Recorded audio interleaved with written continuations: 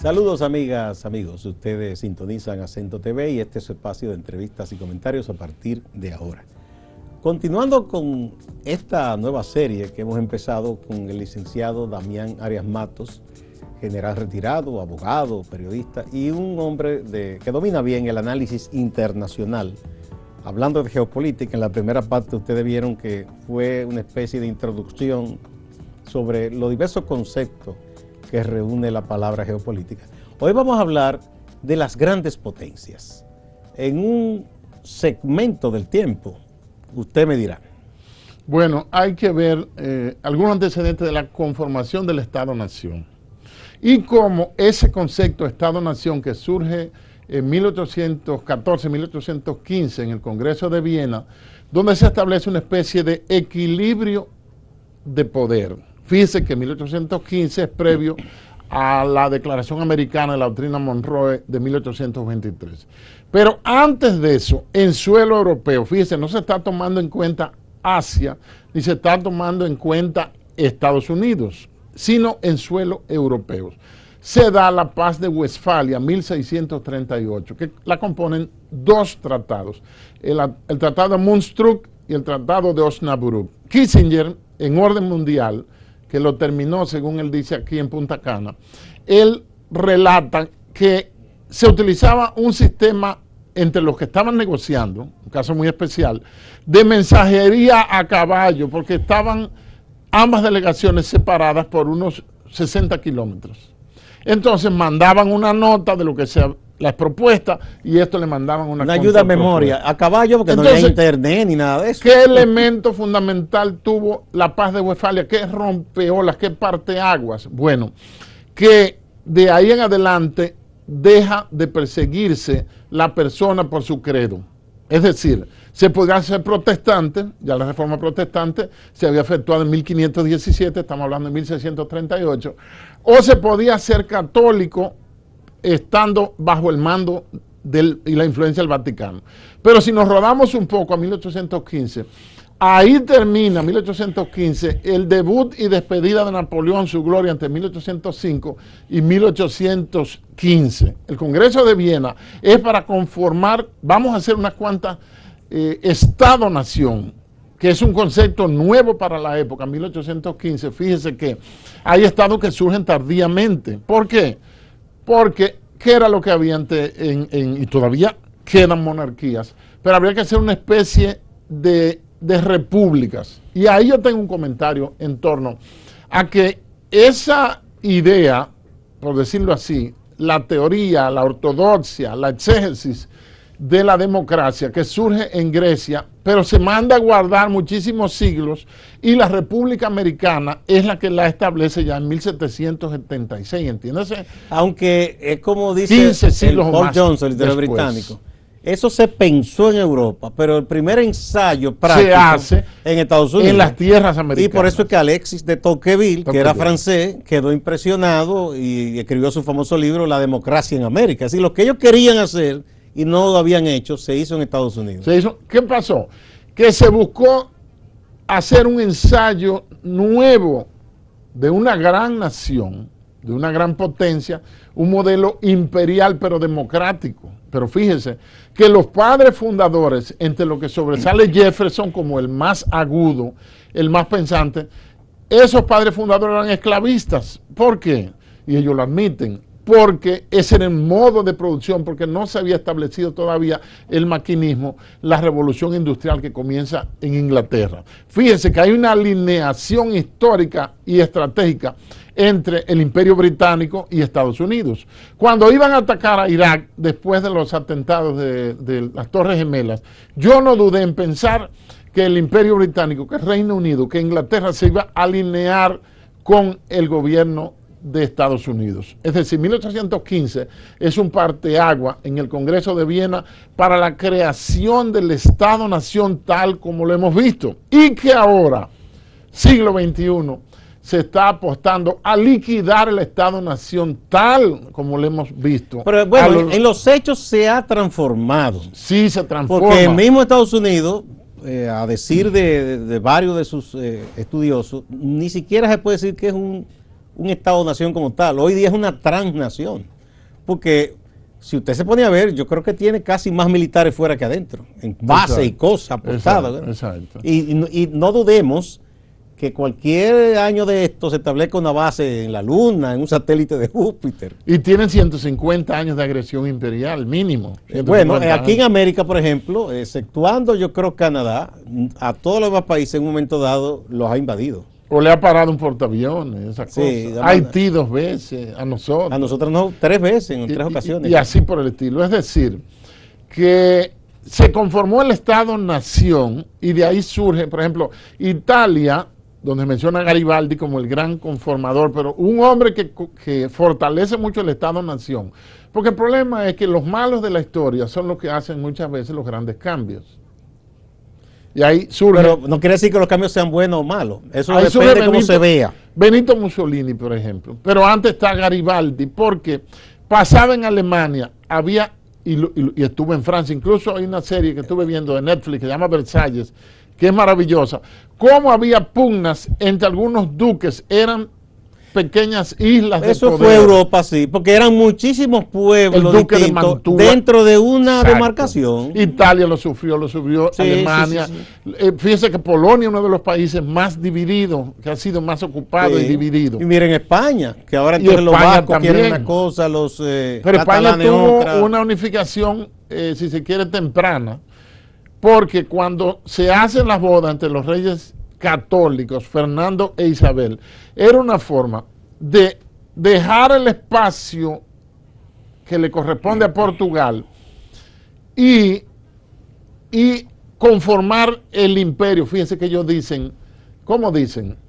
Ellos dicen, los reyes católicos están diciendo que están bajo la corona e influencia del Vaticano, que es el centro de poder político más grande del mundo, es el Vaticano. En ese tiempo. No, todavía. ¿Usted piensa que ahora? Sí, pues, todavía. Vamos a ver, eso lo vamos a ver después. Yo no estoy muy de acuerdo en esa parte. Oye, si tocamos el tema... No, eso será un programa. Hay un tema que tiene que tener un programa que se llama religión y poder. Bien, ese proceso de unificación, porque Europa era muchísimos principados, ducados, y eso viene incluso de la época de los feudales, que el señor feudal tenía un predio y dominaba, y tenía una moneda y cobraba un derecho de paso. Entonces hubo grandes unificadores, que eso vamos a decir que conformaron la primera idea de Estado-nación. Eso se dio en Italia, en muchísimos lugares. Bien, entonces, hablando de grandes imperios, ¿de cuál partimos? ¿Del británico, del francés o cuál? Fíjese que no nos hemos metido para Asia todavía. No, eso es mundo aparte. Nos vamos a quedar en Europa. En Europa. Y fíjese, después en América. Hubo un tiempo de esplendor, así al azar, Alemania, el Sacro Imperio Romano germánico. Sí. Sacro, por lo de sagrado. Entiéndase qué, protestante, cristiano.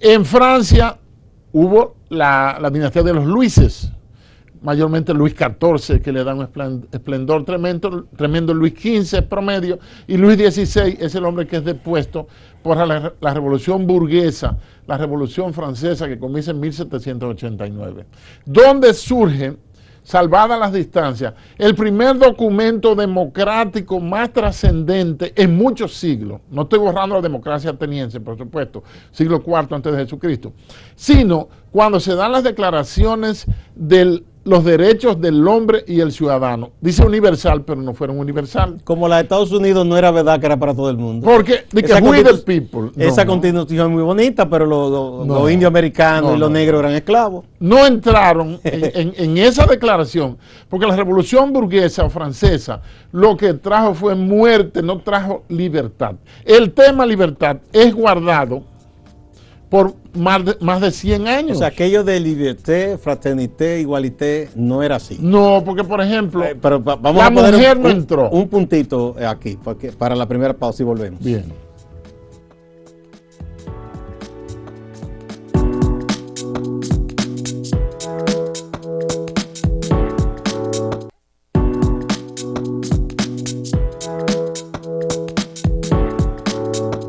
Bien, usted habla de esa revolución francesa. Exacto. Y que esos postulados que ya venían de ideas más antiguas de los griegos y todo, pero ahí tuvieron, porque ocurrió en un país que tenía mucho peso político en el mundo y económico. Eso hizo que despertara en muchos lugares del mundo ansias de libertad. Y está toda la historia, vamos a decir, romántica, de igualdad, fraternidad y libertad, pero todo, que en realidad en los hechos no se cumplió todo eso. No, fíjese, en los meses siguientes a la revolución, en mi libro, yo tengo un capítulo que se llama La estafa universal de los derechos humanos.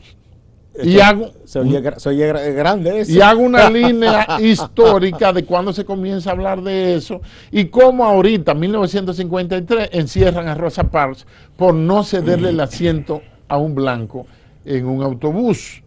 Y eliminan en el 68 a Martin Luther King, es decir, y luego a Malcolm X. O sea, Malcolm X lo mataron antes. Fue antes. O antes, sí, exacto. Sí. Hay una serie de eventos que surgen después de la toma de la Bastilla, 14 de julio de 1789. Surge el documento, ¿verdad? Se decapita literalmente la monarquía con Luis XVI y su esposa. Y entonces, ¿qué es lo que viene? Viene el terror, no viene igualdad, no viene libertad. Entonces un médico... Ahí guillotinaron a el médico Guillot se inventa una forma que fuese menos dolorosa, que es la guillotina. E incluso pasa como con las revoluciones devoran a sus hijos, tienen como el complejo de Saturno. Pasó con la Revolución Cubana del 1 de junio del 59, donde hay una clásica foto que se ve llegando Camilo Cienfuegos, se ve Che Guevara, se ve Raúl Castro, se ve Fidel Castro, y los sobrevivientes fueron Fidel y Raúl Castro. Los demás, en un plazo de 4 o 5 años, una década, salieron, incluso los sacan del escenario cubano. Bien.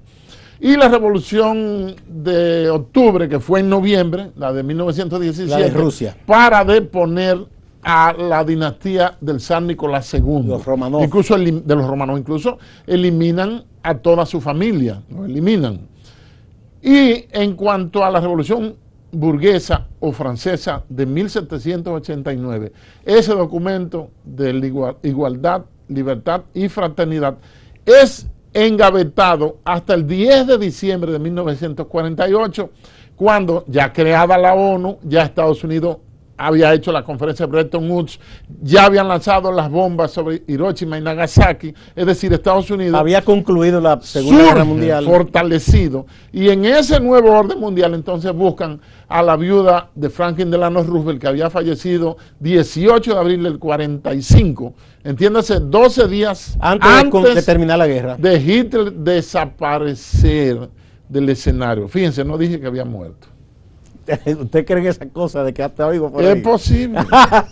Porque tendría 200 años casi. No, que esté vivo no. Ahora, de que no se suicidó en el búnker, aunque también es posible que hayan hecho, porque la leyenda fortalece mucho. Por ejemplo, ¿cuál es el síntoma grande del cristianismo? Que Jesucristo no tiene tumba.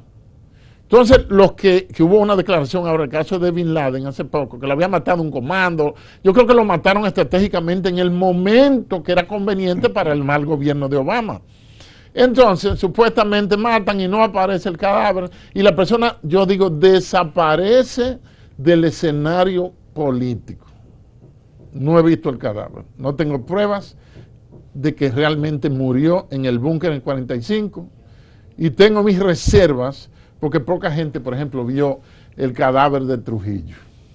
Sí, pero de que lo mataron, lo mataron. Usted se me gusta provocar. No, está bien. La historia está llena de toda esa cosa y de conjetura y todo eso. Le enriquece. Bien, entonces, ahí ya usted se fue al final de la Segunda Guerra. Y ahí entonces surge una gran potencia que ya venía creciendo, que es Estados Unidos. Pero con la destrucción de la infraestructura europea por la Segunda Guerra Mundial, entonces ellos mismos dicen, espérate, ese es el continente que supone rico, tradicional, si se queda así, ¿a quién le vendo? Entonces se inventan aquello del Plan Marshall. Reconstruir Europa, el dólar pasa a ser moneda internacional y ese es un grandísimo mercado para Estados Unidos. Y ahí entonces dibuja el nuevo mapa del mundo que más o menos... Un nuevo orden mundial. Más o menos todavía se mantiene, aunque ya ha surgido todo este renacer de Asia con esas potencias, como Japón, China, Vietnam, que es un país admirable, porque Tremendo. 30 años resistiendo invasiones Ay, y ocupaciones extranjeras, tremendo. y negocia de tú a tú con Primero Estados de Unidos. Francia, Francia, y después Estados Inglaterra, Unidos la Japón. hereda. Después Sí. Estados Unidos la hereda. Sí, y se resistió todo eso y no se doblegó, y hoy día le dicen el tigre rojo, porque se sigue llamando un gobierno socialista, pero es una potencia capitalista como China, que es un fenómeno extraño. El país potencia que se supone socialista o marxista es el que reivindica el libre comercio, cuando Estados Unidos quiere o tuvo el intento de cerrarse con Trump, porque eso no ya pasó. Eso es imposible. Lo que pasó en ese proceso, ya que nos metimos en China, es que Mao era tenido como un dios. Incluso Zhou Enlai, leyendo el libro China de Kissinger, por ejemplo, usted ve que Zhou Enlai dice, yo tenía que caminar 4 pasos atrás del Mao, del gran Porque timonel. era bueno, el hombre que es el héroe de guerra. Sí, como si fuera el príncipe consorte detrás de la reina. Entonces luego Zhou Enlai, que muere, Mao muere el 9 de abril de 76, y en el mismo año muere Zhou Enlai, que había sido formado en Inglaterra, que hablaba inglés fluido. En el 71 se había dado la visita, no sorpresa iba a decir, la visita secreta de Henry Kissinger a China, y se comunica en inglés, por supuesto, con Zhou Enlai. Ya que hablamos de la revolución burguesa francesa de 1789, Kissinger cita que estaba subiendo en un ascensor con Zhou Enlai. Mao lo recibió cuando él tenía 5 días allá en China, lo recibe al final. Y entonces le dice Kissinger a Zhou Enlai, que hablaba inglés, maestro, ¿qué le parece a usted? ¿Qué lectura usted le da a la Revolución Francesa de 1789? Y usted sabe lo que dijo Zhou Enlai. Ese es un suceso demasiado reciente para tener una evaluación objetiva sobre ella.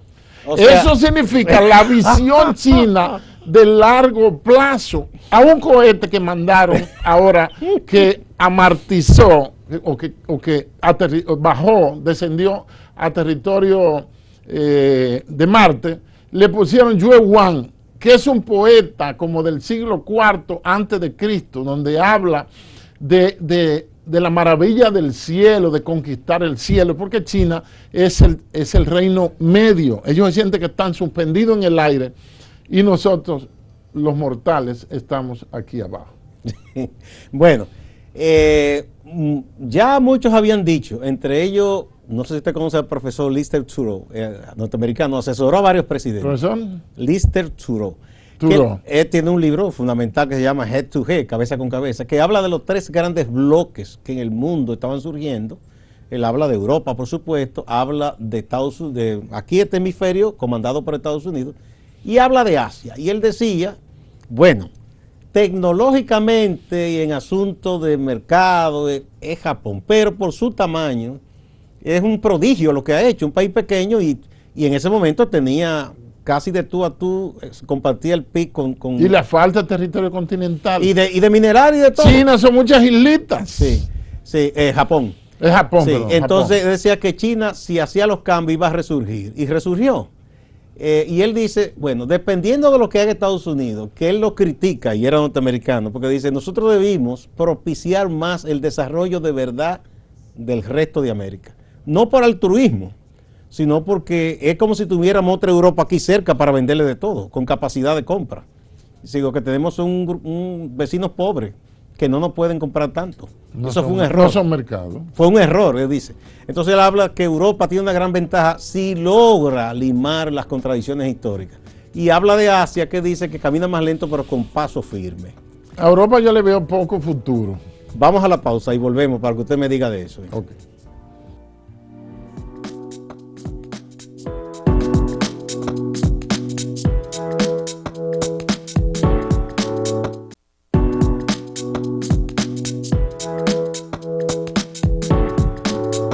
Continuamos con el licenciado Damián Arias Mato en estos temas internacionales, hablando de las grandes potencias. ¿Por qué usted no le ve futuro a Europa?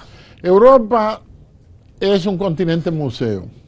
Museos. Sí, bueno, tiene hermosos museos. ¿Qué problema tiene Europa? Tiene una amenaza de una migración programada como nunca. ¿Pero cómo programada? Programada que la están dirigiendo. Y, por ejemplo, ya un ciudadano, lo vimos en el fútbol hace unos años. ¿Quién iba a decir que Holanda iba a tener negros en su equipo de fútbol? Pero eso es natural porque ellos tuvieron colonias africanas, una isla aquí en el Caribe. Perfecto. Pero Europa, ¿quién mantiene, por ejemplo, la OTAN? Es Estados Unidos que la mantiene. Incluso Trump le cobró, los puso como que eran muy mala paga, así con toda franqueza. Entonces, Europa, hay dos foros potencia. Alemania, que es el motor económico de Europa, y Francia, que tiene sus niveles, pero es la única que tiene, la única potencia nuclear que tiene capacidad nuclear. Y además tiene el liderazgo político. Porque los alemanes históricamente no confían mucho porque han sido muy guerreros. Históricamente ha habido su guerrita entre Francia y Alemania. No, y los demás desconfían de Alemania por eso. De eso se ha salvado un poco el Reino Unido, porque es una especie de isla continental, no está metida en el mismo continente europeo. Aunque se unió con los franceses por debajo, con un túnel. Por el túnel. Eso le convino bastante. A Europa yo no le veo mucho. ¿Por qué? Porque Europa tiene un problema grave y es que la población cada vez va envejeciendo. Si usted retrasó, por ejemplo en el caso de las mujeres, el tener hijos hasta los 40 años, que ya es una edad de riesgo, según dicen los entendidos en eso, llega un momento que se le pasa el tiempo de tener hijos. Pero es que ellos han preferido eso. A las mujeres europeas no les gusta tener familias extensas y muchas optan por no tener hijos. Pero eso en todos los países europeos. Yo pienso que los países que alcanzan las cotas más altas de desarrollo, por lo general proscriben o dejan de lado la natalidad. Usted anda en Estados Unidos y si usted ve una mujer con un carrito doble o con 2 o 3 muchachos, porque es hispana. Pero norteamericanas puras, pariendo 3 muchachos, eso casi no se ve. Entonces, hay una tasa de envejecimiento que Rusia lo está padeciendo bastante. Ahí me dijeron, o había oído, quizás propaganda, que en China, no, China tiene una pujante juventud. Yo anduve en 4 ciudades y nunca me dormí en la guagua, era viendo siempre qué había que ver en un mundo tan tremendo como es China. Entonces, para mí, Europa como jugador global ha sido dejado de lado bastante. Fíjese que se crearon, la Segunda Guerra Mundial y la Primera se pelean eminentemente en Europa. Pero entonces, ahora ha habido una especie de Istfalia, como hubo una Westfalia, como oeste, la frase no es mía, sino del profesor Javier Sepúlveda, que es del Instituto Gutiérrez Mellado de España, que nos dio unas clases allá en Washington. Ha habido una Istfalia, es decir, mirar hacia el este, hacia los tigres asiáticos, hacia China. Fíjese, China está metida, el mes pasado, el canciller, o este mismo mes al principio, Wang Yi, el canciller chino, hizo un viaje de 1 semana a Oriente Medio y firmó pactos de cooperación, intercambio de inteligencia, infraestructura, en el área económica, en todas las áreas, sin ver ninguna religión y sin ver ninguna ideología, con 19 países. Es decir, China está metida hace como 8 o 10 años en África, pero ya arrancó con el Medio Oriente. Incluso de los 3 puertos de Jerusalén, 2 lo maneja China, incluso el de Haifa. Es decir, el asunto es bastante complejo. O sea, Europa usted le ve que se ha quedado rezagada. Europa va en caída, se irán muriendo y los ciudadanos se están dando una especie de sustitución migratoria por la migración programada e inducida. Es decir, ya ellos son los culpables de eso, porque si ellos se meten a África y la destruyen, no tuvieran esos vínculos. Ahora, porque la historia cobra las cosas. Los colonizados están regresando a colonizarlos a ellos. Y con mucha justicia, me encanta eso, porque ¿quién lo mandó a ellos a destruir África? Bien, este es el final de esta segunda parte. Ya veremos los subsiguientes programas, que seguiremos con otros temas de mucho interés. Gracias. Muchas gracias. Y a ustedes también, amigas y amigos, y no se vayan, que hay más en Acento TV y Acento Portal.